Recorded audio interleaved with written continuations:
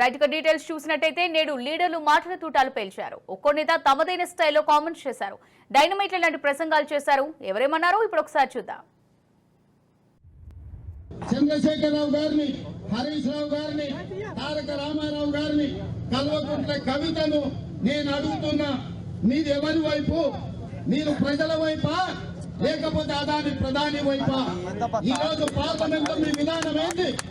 రేపు శాసనసభలో మీరు అదానిని అరెస్ట్ చేయమంటారా వద్దంటారా చెప్పండి. అది చెప్పరు. ఎందుకంటే అదానికి వ్యతిరేకంగా మాట్లాడితే నరేంద్ర మోడీ ప్రధాని వీళ్ళని జైల్లో పెడతాడని భయంతో ఈ రోజు బీఆర్ఎస్ వాళ్ళు లొంగిపోయినరు. అదాని మీద ధైర్యం చాలతలేదు మాట్లాడడానికి. రాజ్ భవన్ ముంగటపై కూడా మళ్ళా బీఆర్ఎస్ పార్టీ గురించే మాట్లాడుతున్నాడు, కేసీఆర్ గురించే మాట్లాడుతున్నాడు. ఆయన నీ పోరాటం అదాని మీద అయితే మమ్మల్ని మొదటి రోజు అసెంబ్లీకి రాకుండా ఎందుకు అడ్డుకున్నావు?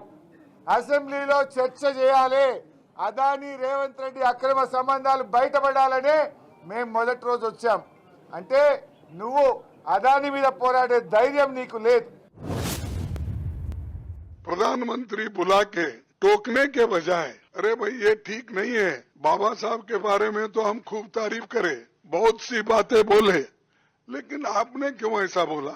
जिस आइडियोलॉजी को डॉक्टर अम्बेडकर नहीं मानते, स्वर्ग या नर्क की बात उन्होंने कभी कही नहीं, वो बातों को लेकर उनके होम मिनिस्टर बात करते हैं।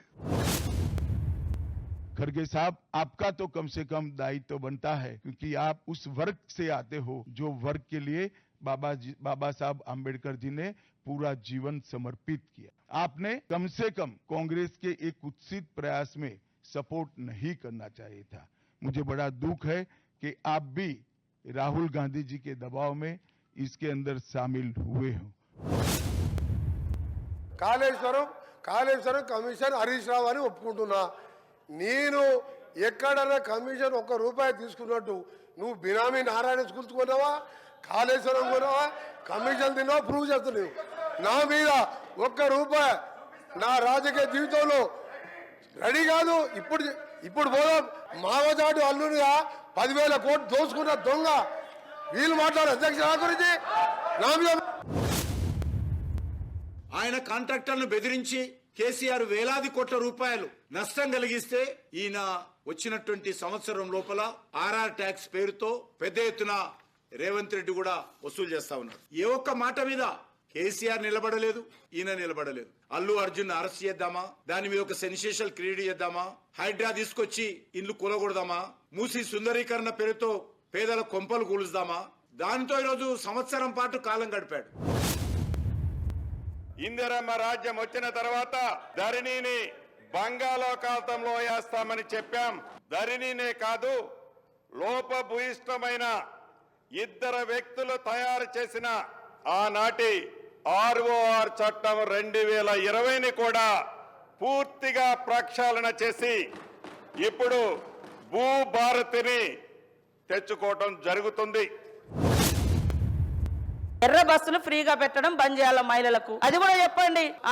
ఆటోలకు మీరు 10 ఏళ్లలో ఏం చేసిర్రు? మీరు పెడితే ఓలా, ఊబర్ బైక్, మరి ఇవాళ ఏమి మెట్రో కూడా వచ్చినాక చాలా మందికి ఆటోలకు కూడా దెబ్బతిన్నది. అదే విధంగా మీ ప్రగతి భవన్ లో బైక్ డ్రాపింగ్ సర్వీసులు మరి ఇవన్నీ కూడా మీ హయాంలో జరిగినాయి. కాబట్టి ఇవాళ ఇక్కడున్నాక అప్పుడు ఒక మాట, అక్కడున్నప్పుడు ఒక మాట కాదు.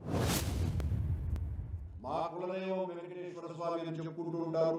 మీ ఊరిలో వెలసిన వెంకటేశ్వర స్వామి ఆలయ పవిత్రతను, అమ్మవారి పవిత్రతను కాపాడుకోవాల్సినటువంటి బాధ్యత మొట్టమొదట మీ మీద ఉన్నది.